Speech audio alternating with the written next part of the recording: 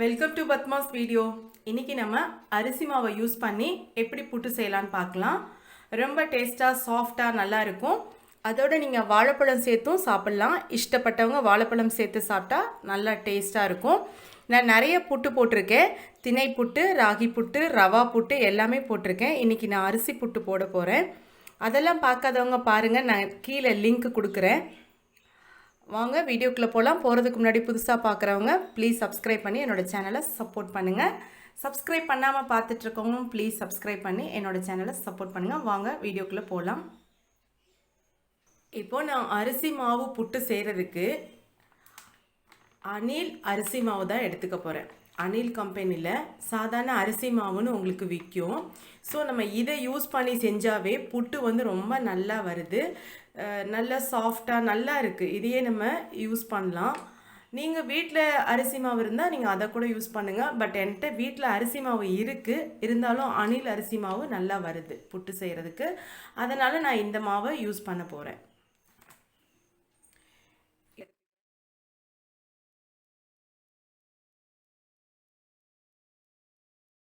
So 2 class எடுத்திருக்கேன். இதில் கொஞ்சமாக உப்பு,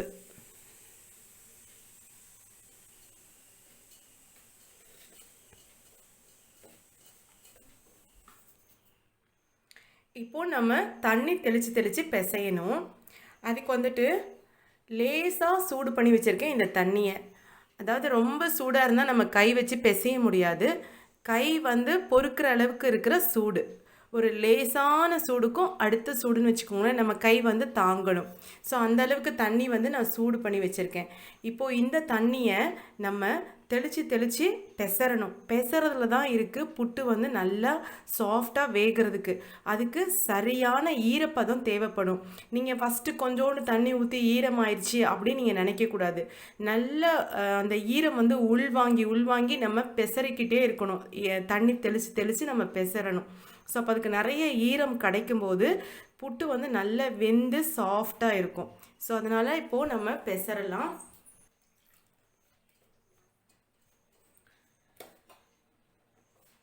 பாருங்கள், இவ்வளோ தூளாக இருக்குல்ல. இப்போ நம்ம இதை தண்ணி விட்டு பெசறணும். ரொம்ப அதுக்காக கொலன்னு பெசறிடக்கூடாது.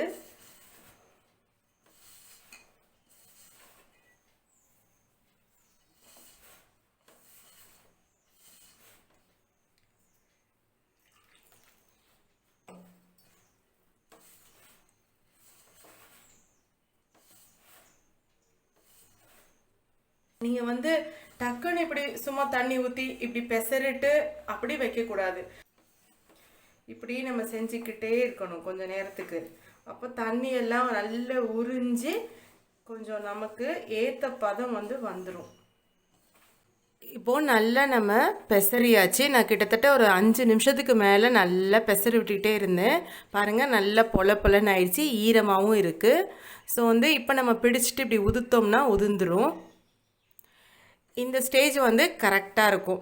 ஸோ புட்டு சாஃப்டாக இருக்கிறதுக்கும் நல்ல வேகிறதுக்கும் இந்த தண்ணி பதம் ரொம்ப இம்பார்ட்டண்ட். இது வந்து ரொம்ப இம்பார்ட்டண்ட்டான டிப்பும் கூட. தண்ணி எவ்வளோக்கு, இப்போ நீங்கள் பார்த்தீங்கன்னா நான் இதில் 2 கிளாஸ் மாவு போட்டேன்னா இதில் நான் 1 கிளாஸ் தண்ணி ஊற்றிருக்கேன். ஸோ அந்த அளவுக்கு தண்ணி வந்து இழுக்கணும், அந்த மாவு இழுக்கும். அதுக்கு வந்து நீங்கள் இப்படி பெசரி கொடுத்துக்கிட்டே இருக்கணும். நல்லா ரொம்ப நேரம் இப்படி பெசர தண்ணி தெளித்து பெசரணும். இப்போ மாவு நமக்கு ரெடி ஆயிடுச்சு. நம்ம வேக வைக்கலாம். இப்போது நம்ம புட்டு மாவை வேக வைக்கலாம். அதுக்கு நான் இட்லி பானையில் அப்படியே தான் தட்டில் வைப்பேன், துணியெல்லாம் வைக்க மாட்டேன். ஆனால் நீங்கள் வந்து அடித்தட்டில் வைக்கக்கூடாது. அடித்தட்டில் வச்சோம்னா இந்த தண்ணி வந்து மேலே வந்து ஈரமாயிரும். ஸோ அடித்தட்டில் வைக்காமல் மேல் தட்டில் வைக்கணும். நீங்கள் துணியில் வைக்கிறதா இருந்தால் கூட வச்சுக்கலாம்.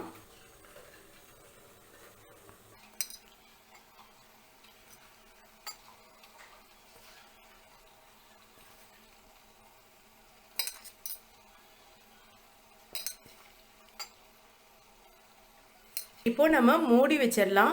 அடுப்பு வந்து ரொம்ப திகுன்னு எரிய வேண்டாம், கொஞ்சம் மீடியம் ஃப்ளேம்லேயே வச்சுருங்க, சீக்கிரமாக வெந்துடும்.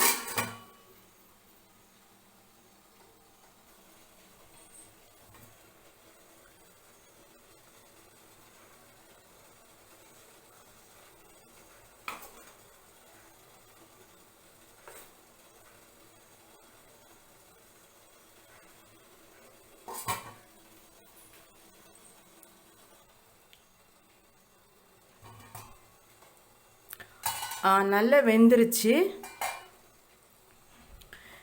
இப்போது இந்த மாவு வந்து நல்லா வெந்திருக்கா அப்படிங்கிறத எப்படி தெரிஞ்சுக்கணுன்னா, மேலேருந்து கொஞ்சம் எடுத்துக்கோங்க, கொஞ்சம் சுடும் தான்.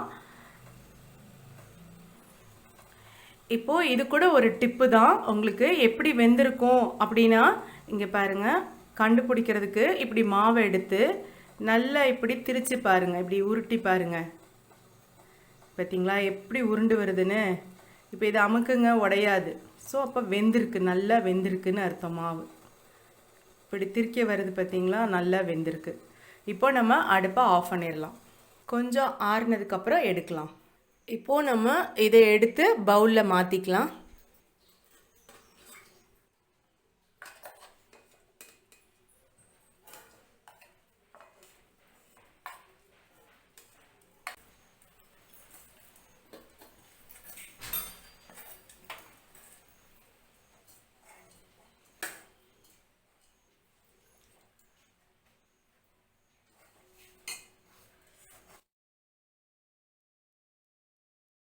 இப்போ நம்ம தேங்காய் சக்கரை சேர்க்கறதுக்கு முன்னாடி இப்படி கட்டி கட்டியாக இருக்குல்ல, இதை நம்ம மிக்ஸி ஜாரில் போட்டு ஒரு ஓட்டிக்கலாம்.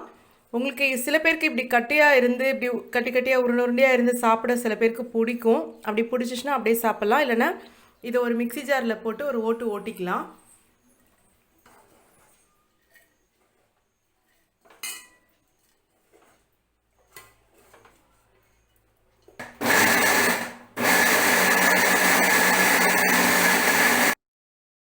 இதில் நமக்கு தேவையான அளவு தேங்காய் பூ, நல்லா தேங்காய் பூ தாராளமாக போட்டால் நல்லாயிருக்கும். நான் நிறையவே சேர்த்துக்கிறேன். தேவையான அளவு சர்க்கரை. சர்க்கரை வந்து நாட்டு சர்க்கரை, வெல்லம் எது வேணாலும் சேர்த்துக்கலாம். நான் வந்து இந்த வெள்ளை சர்க்கரை தான் சேர்த்துக்கிறேன். விரும்பினா கொஞ்சம் நெய் போட்டுக்கலாம். ஏலக்காய் பொடி கொஞ்சமாக. இப்போது இது எல்லாத்தையும் சேர்த்து நல்லா மிக்ஸ் பண்ணிடலாம். நான் ஏற்கனவே ரவா புட்டு, ராகி புட்டு, திணை புட்டு எல்லாமே போட்டிருக்கேன். அதெல்லாம் பார்க்காதவங்க பாருங்கள். நீங்கள் ஸ்பூன் வச்சு கலக்கிறத விட இந்த மாதிரி கை வச்சு கலக்கும்போது நல்லா மிக்ஸ் ஆயிரும். அதனால் கை வச்சு நல்லா கலந்துருங்க.